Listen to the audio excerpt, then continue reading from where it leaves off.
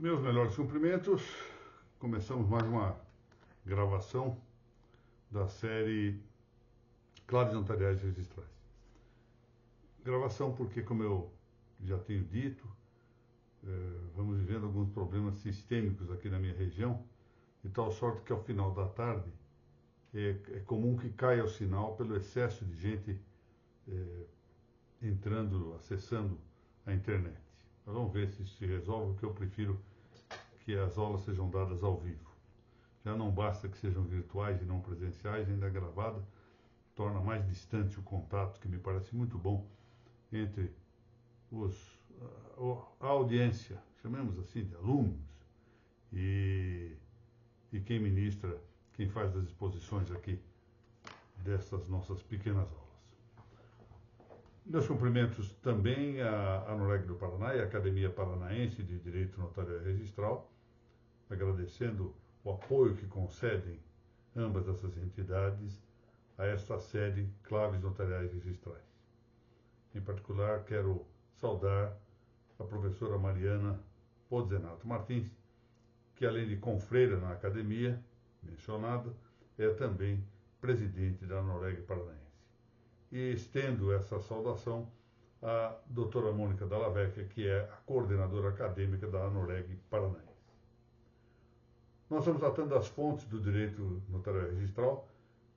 Hoje é a nossa exposição de número 11 e estamos aqui prosseguindo na incursão acerca da lei como fonte do direito notarial e registral. Depois de termos invocado a noção, isso foi na exposição passada, a noção que Santo Tomás indica para definir em essência toda e qualquer lei. Ele nos diz que a lei é uma prescrição racional, uma prescrição da razão, em ordem ao bem comum, promulgada por quem tem o cuidado da comunidade, ou seja, por quem detém a auctoritas na comunidade, a autoridade na comunidade. A expressão no latim é muito bonita e muito clara. Aliás, o latim de Santo Tomás é muito claro. Ele diz: rationis ordinatio ad bonum commune habeo qui curam communitatis habet promulgata.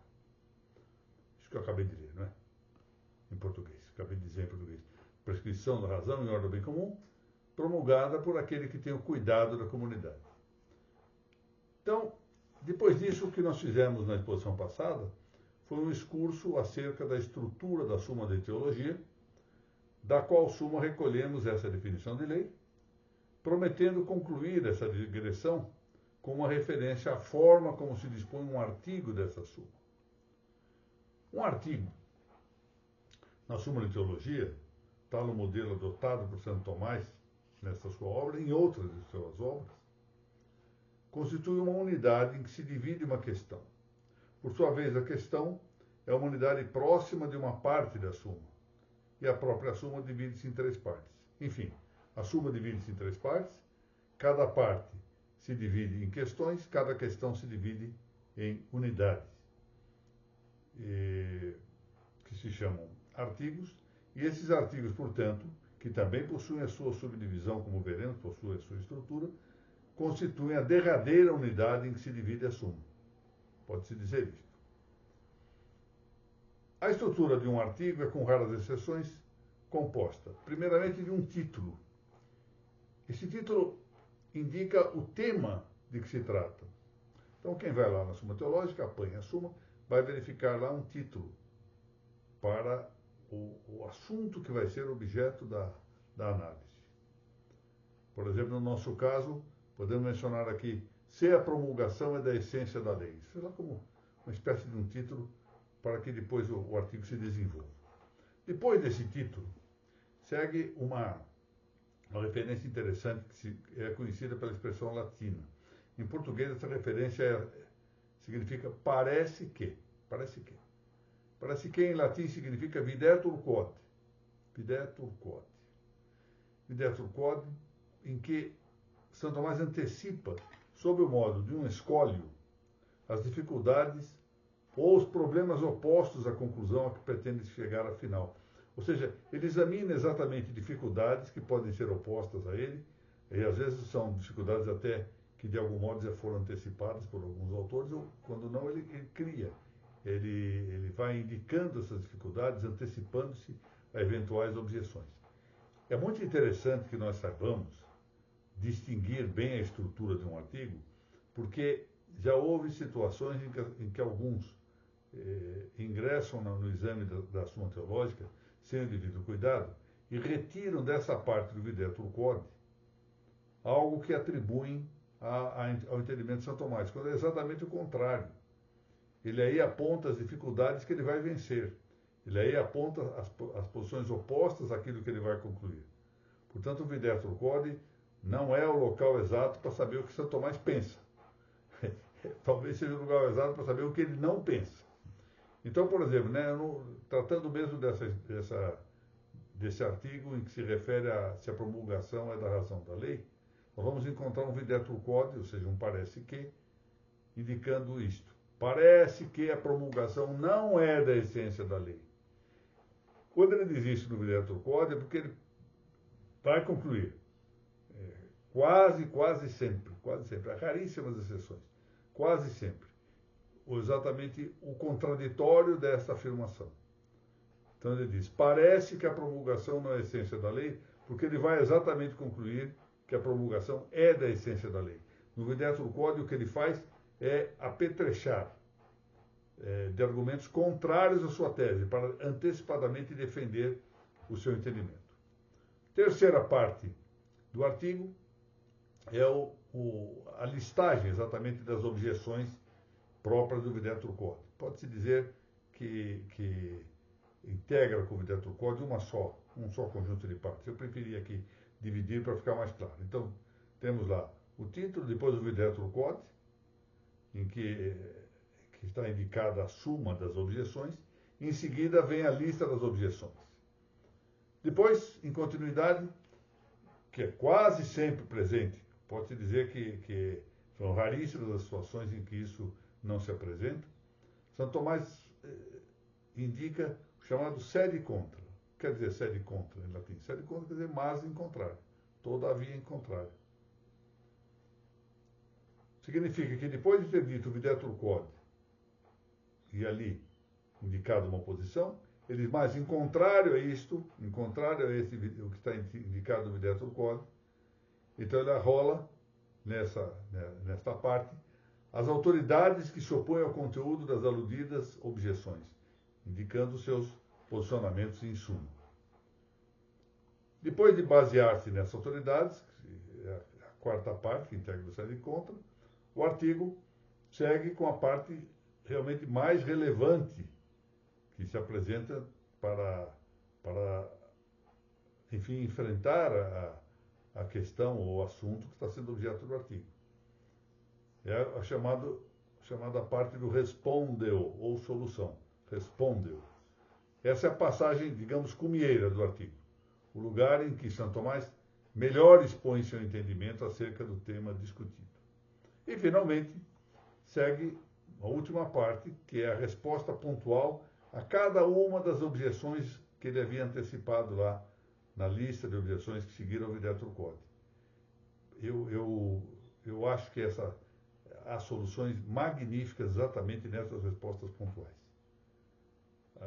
Às vezes não responde, algumas coisas não estão totalmente claras, e nas respostas pontuais nós vamos encontrar soluções admiráveis. E como é que nós vamos ver isso ali? Começa assim, ao primeiro, ou a primeira objeção dizendo o quê?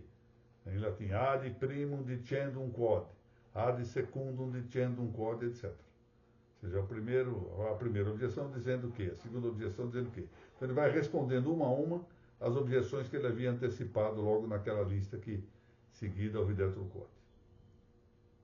E isso não negam até os que honestos intelectualmente não se harmonizam com o pensamento de Santo Tomás, uma articulação discursiva de valor eminente. Pode mesmo dizer-se que é de um valor tal que constitui um modelo insuperável no discurso humano. E, sobretudo quando o escritor tem a clareza que tinha Santo Tomás. Bom, aqui pois em complementação a exposição anterior, uma excursão para entendermos a Suma Teológica e evitarmos, com isso, um acesso, digamos, um pouco imprudente à obra, sem saber como nos situar dentro das suas várias partes. Claro que dependerá de um pouco de esforço de cada um, tornar isso mais ou menos familiar, não é? A leitura da Suma Teológica, feita com uma certa periodicidade e não excessiva, ou seja, aclimada assim, às necessidades de trabalho e de estudo de outras matérias, dos julgamentos no tribunal, da elaboração de votos aqui, da ministração de aulas. Isso me levou, em toda a obra, 7 anos de leitura diária, excetuando os domingos. Então, durante 7 anos, eu li a Suma Teológica, todo dia lendo um artigo. Quando eu não lia num dia, eu no outro dia lia 2. Quando eu ia viajar, eu apanhava o prazo que eu tinha para a viagem, 15 dias viajando, eu então antecipava, distribuía ao longo de 15 dias antes da viagem, aquilo que eu ia deixar de poder ler, de tal sorte que eu conseguia concluir a leitura em 7 anos. E tomando cuidado de ler, não compreendi direito, volto, tento novamente ver. Se eu não compreendi na terceira leitura, sigo em frente. Mais dia, menos dia, como dizem hoje os alunos, né? Cai a ficha. E a gente, foi isso que eu tinha que ter entendido antes. Então, às vezes, a coisa vem complementada à frente. Vale muito a pena ler. Bom, voltamos então da nossa excursão. E eu havia prometido que nós iríamos examinar as lições de Varret e Sommières, do Conde Varret e Sommières, acerca da definição e da divisão da lei em geral. É esse livro que está aqui, Les Principes Fondamentaux du Droit. Muito bem. O que é que vai dizer-nos o nosso Varret e Sommières? Logo ao princípio da sua obra, logo no primeiro capítulo, que se chama Définition et notion de la loi, ele vai dizer que, em seu significado mais amplo, a lei equivale a toda regra a que um ser qualquer esteja submetido.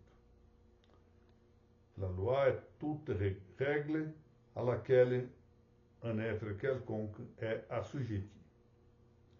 Bom, na sequência, ele invoca uma obra de Boissier, uma obra chamada Connaissance dédiée, de Boissier, em que Boissier diz que tudo tem sua lei, tudo tem sua ordem, tout a sa loi, tout a son ordre. E ainda outra de Montesquieu, no Esprit de Loi, conhecido Esprit de Loi, em que Montesquieu diz que a divindade tem suas leis. As inteligências superiores ao homem têm suas leis. Está falando aí dos anjos.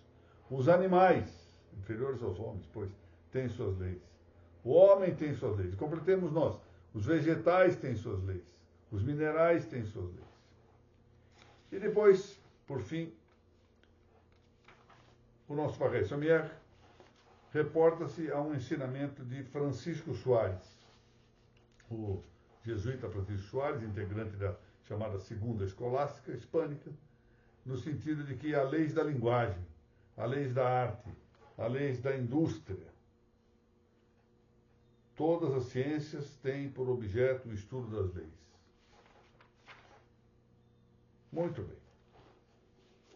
Ele prossegue depois, para resumir, fazendo uma crítica interessante à definição de Montesquieu no Esprit de Loi, porque Montesquieu havia dito nessa sua obra principal, Esprit de Loi, que as leis são relações necessárias que derivam da natureza das coisas. Isso pareceria muito bem. Para o espírito contemporâneo já seria uma grande novidade, de certo modo, uma retomada, uma recuperação de um tema de direito natural.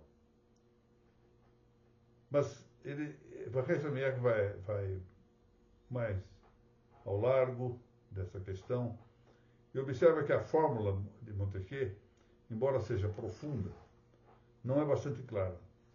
E não é clara, diz Weierstrass, porque ela não é exata. Diz ele, o conceito de Montesquieu assinala uma característica que não é a principal, nem é essencial na ideia de lei. Para Weierstrass, a lei não é principal nem essencialmente uma relação, mas seu caráter primordial está em ser uma necessidade de ação ou de inação. Além disso, Weierstrass mostra que, ao exigir a nota de relação no conceito de lei, Montesquieu exclui a possibilidade de que haja uma lei referente ao Deus Uno. Atenção, Deus Uno, ou seja, não se aplica ao Deus Trino, das pessoas da Trindade, porque essas pessoas têm relações ad intra, então se relacionam.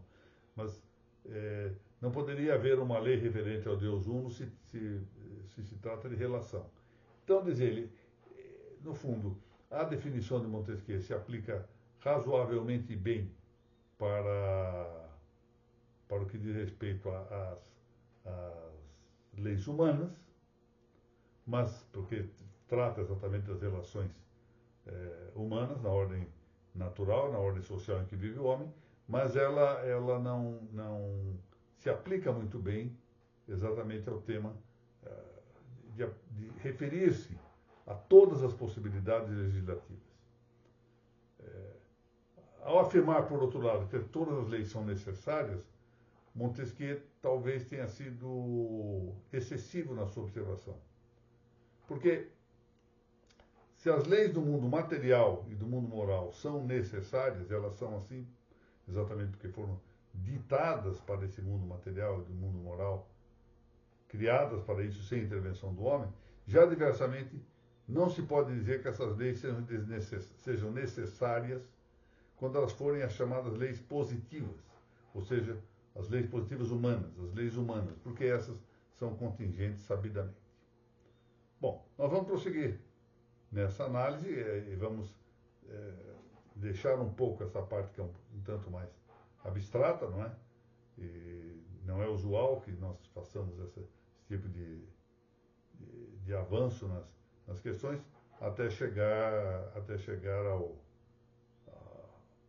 retornar, enfim, ao tema da lei como fonte do direito notarial e do direito registral. Vamos tratar mais dessa particularização a partir já da parte 12 dessa nossa matéria. Muito obrigado a todos e voltamos na semana que vem.